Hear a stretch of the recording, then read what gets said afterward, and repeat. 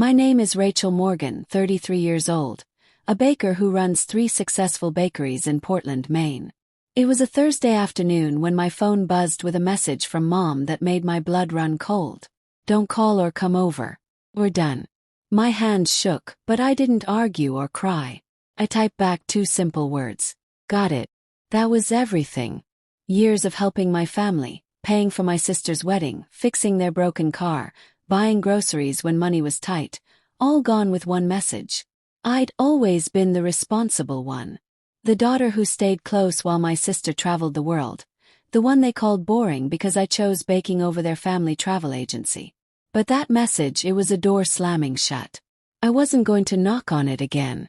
By midnight, my phone wouldn't stop ringing. Messages everywhere, calls that kept coming. Mom's name kept appearing, then my sister's number. Even my aunt called. They were scared, and I knew exactly why. I'd been paying for everything for years, and suddenly I stopped.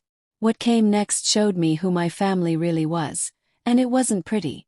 Stay with me to find out what happened when everything fell apart. If you've ever been treated badly by family, smash that like button, write your story in the comments, and subscribe to see how this crazy story ends. Growing up in Portland, our family looked happy from the outside.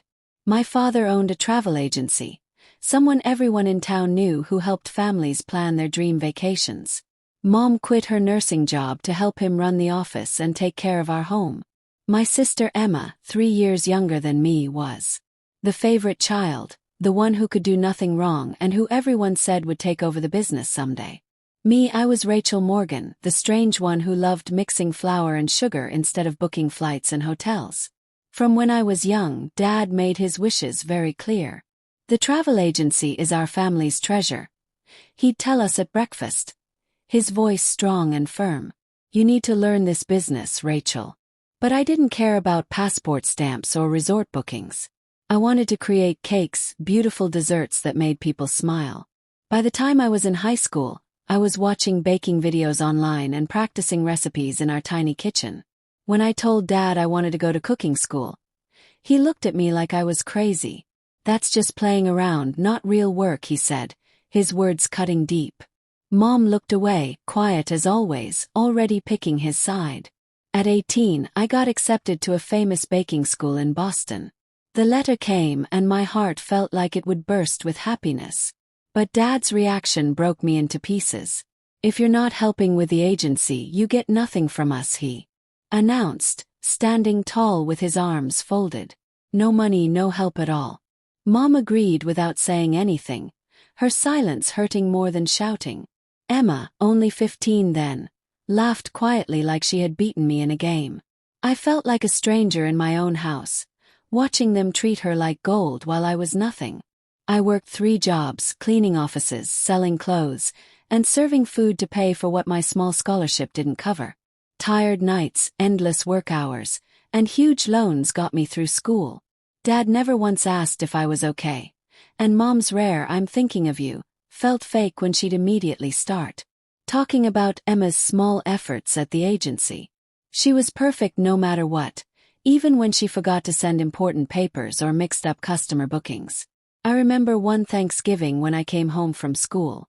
Emma had left the agency office unlocked, and someone stole computer equipment worth thousands of dollars. Dad shrugged it off. "She's still learning," he said calmly, while I got yelled at for missing a family lunch because I had to finish an important baking exam. The space between us grew bigger. Dad's eyes were always on Emma, the daughter who would run the business one day, even though she barely cared about it. Mom copied whatever Dad wanted, giving all her kindness to Emma. I tried to keep talking to Mom, calling her every few days, showing her pictures of my cakes, but she barely paid attention. "Emma's doing so great at the agency," she'd say like it was the most important thing in the world. I wanted to shout, "What about me?" But I kept quiet inside, hoping someday they would notice I mattered too. When I finished baking school, the distance between us was impossible to ignore. I'd opened my own bakery in Portland, winning awards and getting featured in food magazines. But at family dinners, they only talked about the travel agency. "When will you join us?" Dad would ask like my bakery business didn't exist at all. Emma would make jokes about my silly cupcakes, and Mom would smile, never once standing up for me. Their favoritism wasn't something I imagined. It was a thick wall, and I was stuck outside it alone. Thinking back now, those early years created everything that happened later. I kept working hard to show them I was worth something, to earn a spot in their hearts. But the more I tried, the more obvious it became. They had picked Emma, and I was just the backup daughter they didn't need. After cooking school, I dedicated myself completely to my baking business. Boston had shown me how to turn simple ingredients into art, not just desserts. Back in Portland, I started small, making birthday cakes for neighbors and cupcakes for local coffee shops. My first major success came when I was 28, and a wedding planning company hired me to create custom cakes for fancy weddings all across Maine. Delicate decorations, smooth frosting, and flavors that surprised people. My cakes started getting attention. Soon big birthday parties and business events wanted me, and my name, Rachel Morgan, appeared in food blogs across the state. By 31, I had opened 3 bakery shops, making more money than I ever dreamed possible. But things at home were completely different. 4 years ago, Mom got very sick. The doctors were honest and scary. Her medicine and treatment would cost more money than our family had, maybe $50,000 or more. Dad's travel agency was losing money because fewer people were traveling, and their insurance barely helped with anything. I didn't think twice. I sent money immediately for her hospital stays, paying for special doctors and expensive pills. "We'll give it back to you," Dad said quickly on the phone, his voice short and businesslike, but I already knew they never would. Mom sent one text message. "Thanks, Rachel." That was all. No phone calls, no real appreciation. It hurt my feelings, but I told myself I was doing it for her health, not for them to like me. Then Emma had problems too. My sister, barely in her mid-20s, had started a photography business that failed completely within 6 months. She owed money everywhere, credit cards maxed out, and couldn't pay her part of the agency bills. Dad called me one night, sounding frustrated. "Emma needs your help," he said, like it was my responsibility to save her. I transferred the money.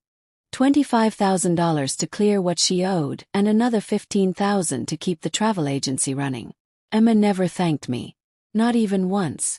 Instead, at a family cookout, she bragged to everyone about how she fixed her money problems herself, like my cash never existed. Dad hugged her, so proud, while I stood there feeling invisible. I kept giving them everything. When the agency needed new computers and printers that cost a fortune, I paid for them. When Mom's treatment needed a special doctor in New York, I covered the hotel and travel costs. Every single time I hoped they would finally see me, truly see me, not just as someone with money to give. But during family meals, the conversation was always about the agency, Emma's ideas, or Dad's plans to expand. My bakeries barely got mentioned. One time I showed Mom a newspaper article about my award-winning wedding cakes, thinking she might be happy for me. She looked at it quickly and said, "That's nice, but Emma's working really hard at the agency." I smiled even though my chest felt tight with sadness. The same thing kept happening over and over. I'd call Mom hoping for a real conversation, but she'd quickly switch topics to Emma's newest plan or Dad's stress. Dad never asked about my business, only calling when they needed something. "The agency's short on money this month," he'd say simply, and I'd send the money, feeling more like a bank machine than a daughter. Emma, meanwhile, acted like she deserved everything, like my success was supposed to be shared with them.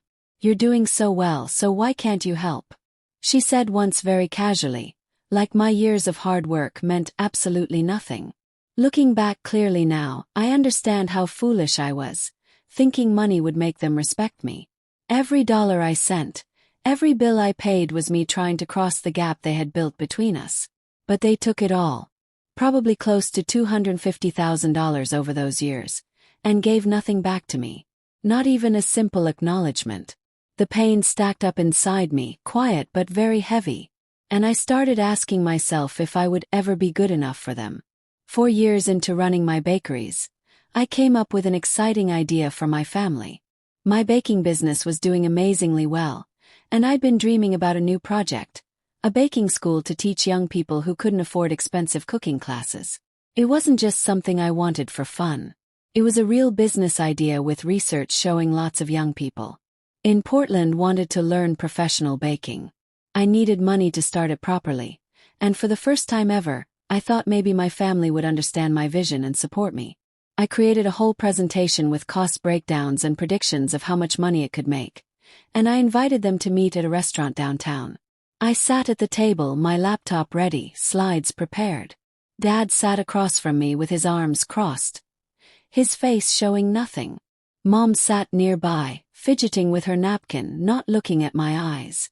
Emma slouched in her chair, typing on her phone, not paying any attention. Her husband Mark sat quietly next to her, giving me a small, encouraging nod. I took a deep breath and began, explaining how teaching baking skills could change young people's lives and create jobs. This could make Portland known for baking education, I said, my voice steady even though I was nervous inside. I'm asking for $150,000 as an investment. I promise I'll pay every penny back with extra money on top. Dad didn't let me finish talking. A silly dream, he interrupted, leaning closer. You think kids want to learn baking when they can just watch videos online? His words felt like a punch. But I kept going, showing numbers that proved young people wanted real classes. Emma laughed meanly, still not looking up from her phone. Sounds like throwing money away, she said coldly. Why don't you just stick to making birthday cakes? I squeezed my hands together under the table, my face burning hot. I'd worked for months on this plan and they were rejecting it without even really looking. Mom stayed completely silent, rearranging the salt and pepper shakers, her usual way of avoiding arguments. I turned to look at her, desperately hoping for even a tiny bit of support. Mom, you've eaten my cakes, you've seen my bakeries, you know I can make this work. She paused, looking uncomfortable, then whispered, Seems dangerous, Rachel. The travel agency is what we understand. Her words hurt even worse than Dad's mean comments. I'd paid for her hospital bills, kept their business alive, and I was still the outsider. Mark spoke up, his voice gentle but clear. I think it's a smart idea, he said, glancing nervously at Emma. Teaching skills is really valuable now. For just a second, I felt a little bit of hope growing, but Emma glared at him angrily and he went quiet, not saying anything more. Dad waved his hand, ending the discussion completely. We're not wasting money on this, he declared firmly. Emma's working on opening a second agency location. That's what matters to us. Emma smiled big like she'd won a prize in a competition I didn't know I was in. I tried one final time. This isn't asking for a gift, I said, my voice getting louder. It's a business investment that will make money back. I built my bakeries from zero. You know I'm good at this. Dad shook his head firmly. You chose your own path, Rachel. The family business is what's important. Emma added smugly, maybe if you actually helped at the agency, we'd take your ideas seriously. I wanted to scream at them. I'd given them hundreds of thousands of dollars, rescued them again and again, and they still saw me as a silly kid playing with cake frosting. The room felt smaller, the air thick and heavy with their rejection. I packed up my laptop, my hands shaking badly. Mark caught my eye as I stood to leave, silently mouthing I'm sorry, but it didn't make me feel any better. Driving home alone, I replayed every single word they said, each one reminding me that I would never be enough in their eyes. Dad's attention was always on Emma. Mom's silence was just as hurtful. Even Mark, who saw something good in my idea, couldn't stand up to them.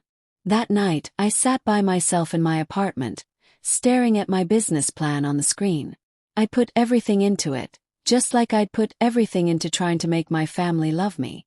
But their rejection wasn't about the baking school. It was about me as a person.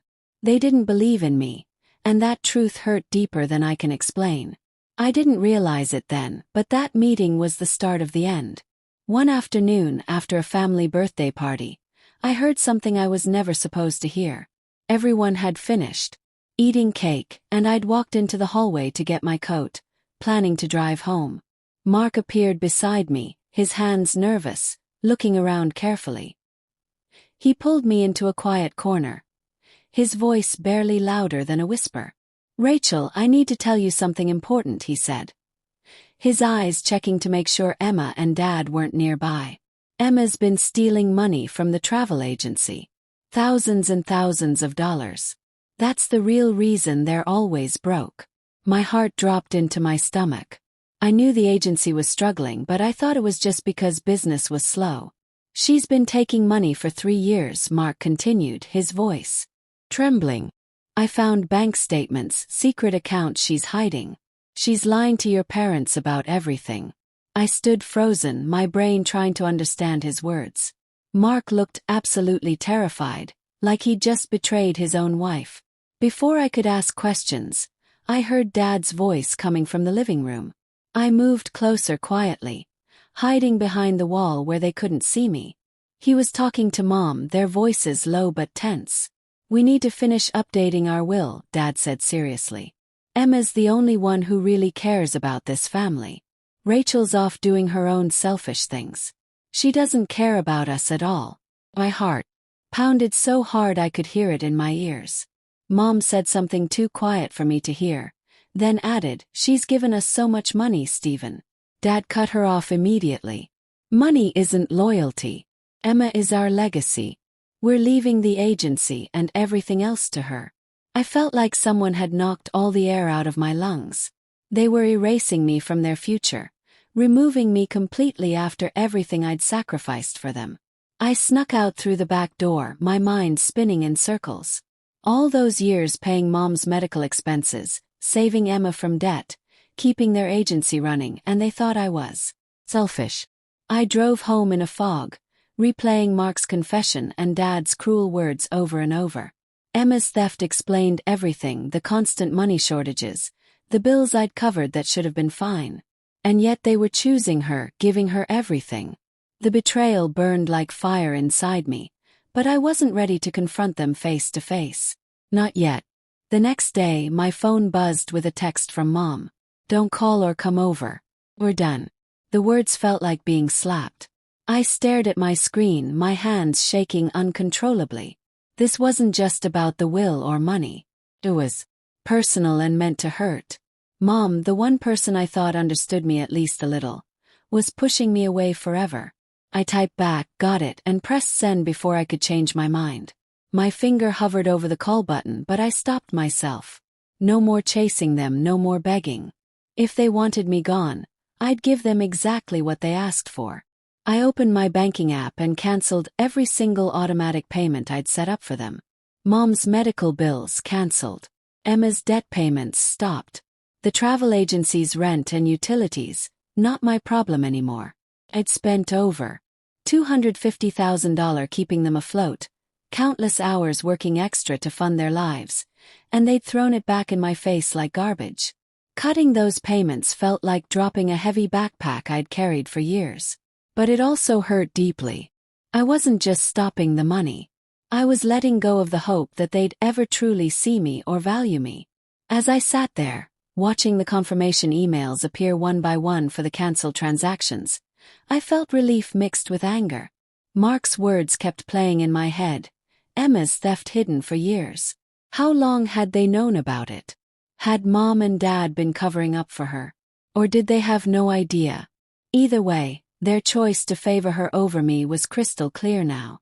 I thought about calling Mark, asking him for more proof and details, but I didn't. He'd taken a huge risk telling me the truth, and I wasn't sure if I could trust where his real loyalty was. That night, I lay in bed awake, Mom's text burning in my brain. "We're done." It wasn't just a simple message. It was them telling me I didn't matter. They'd picked their side and I wasn't standing on it. But I wasn't the same girl anymore who had begged for scraps of their approval. I'd built my life brick by brick without their help. Now, I was going to protect what I'd created. Their betrayal had started a fire inside me, and I wasn't going to let it destroy me. By midnight, my phone became a storm of noise. Missed calls, voicemails, text messages everywhere.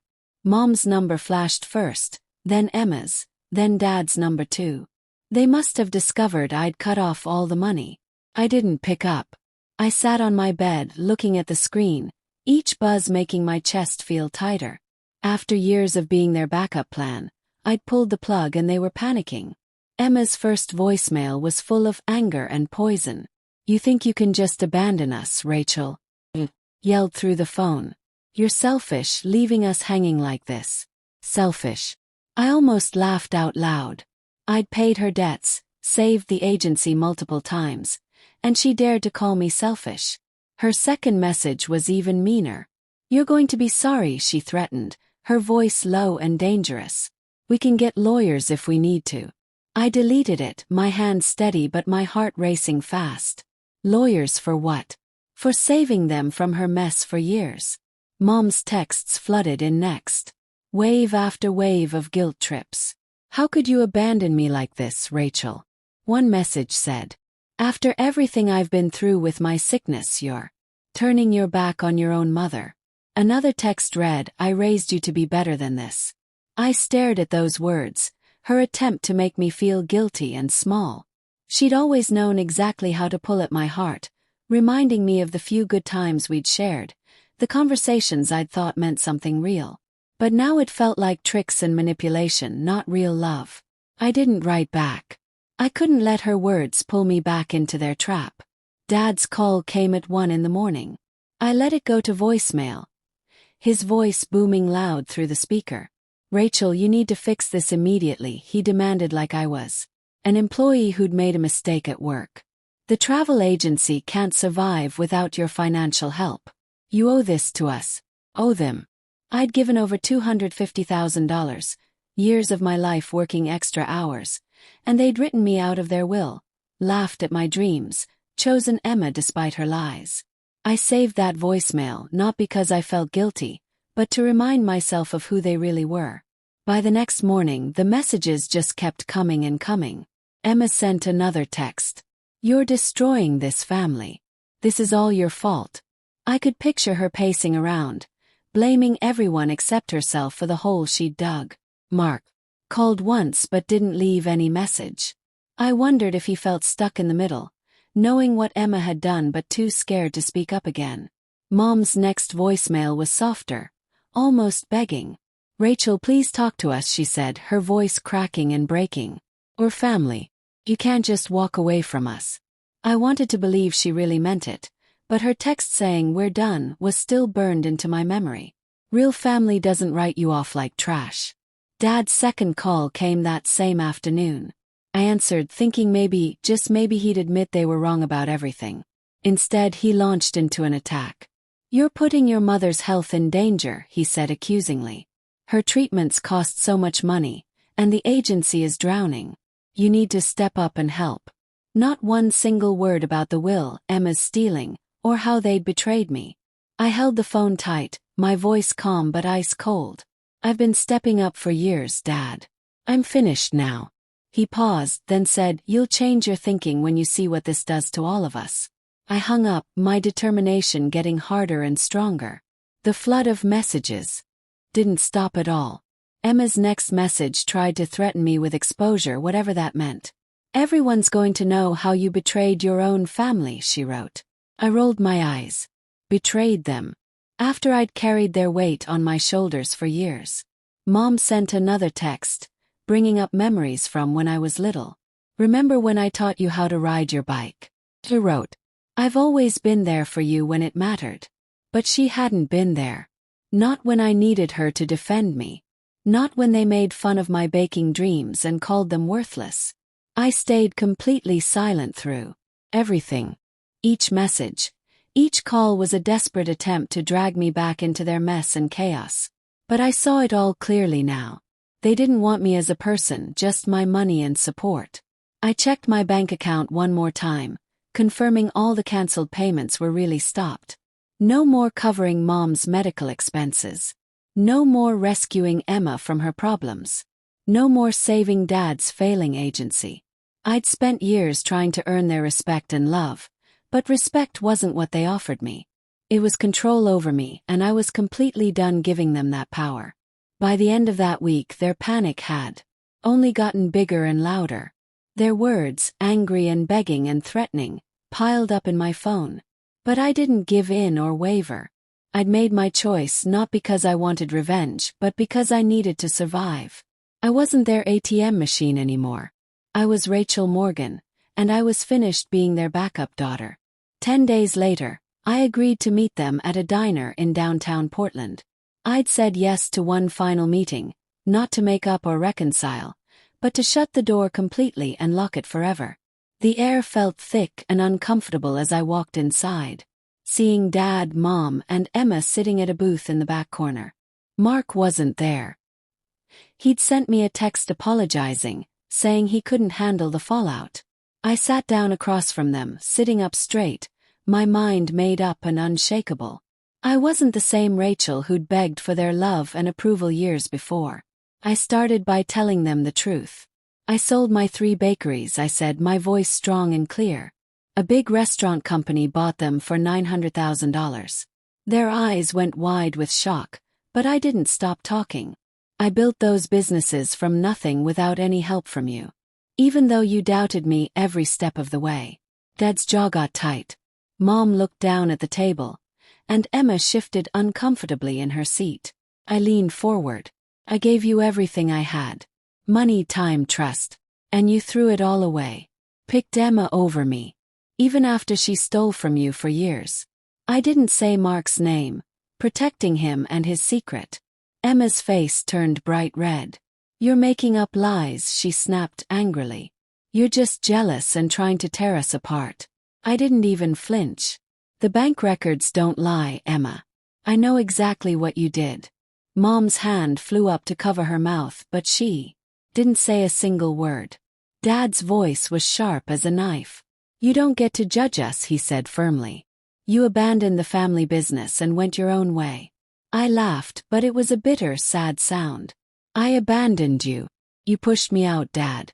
You removed me from your will. Called me selfish and uncaring. Mom tried her usual trick, her voice soft and pleading like always. Rachel, we're your family. You can't turn your back on us now when we need you. I looked right into her eyes, not looking away. You turned your back on me first, Mom. That text message, "We're done," was your choice, not mine. Flinched, tears filling her eyes, but I wasn't going to be moved by tears anymore. I'm done being your safety net and your bank, I said clearly. I deserve respect, not manipulation and lies. If you can't give me that, then we're finished forever. Emma made a scoffing sound. You think you're so much better than us. You'll come crawling back eventually. I shook my head slowly. No, Emma. I won't ever come back. I stood up, my chair scraping loudly against the floor. This is it, I said firmly. No more money, no more phone calls, no more second chances. Dad's face turned hard as stone. You're going to regret this decision, Rachel, he said, repeating Emma's threat from before. I didn't say anything back. I walked toward the diner door, pushing it open, my heart heavy but feeling free for the first time in years.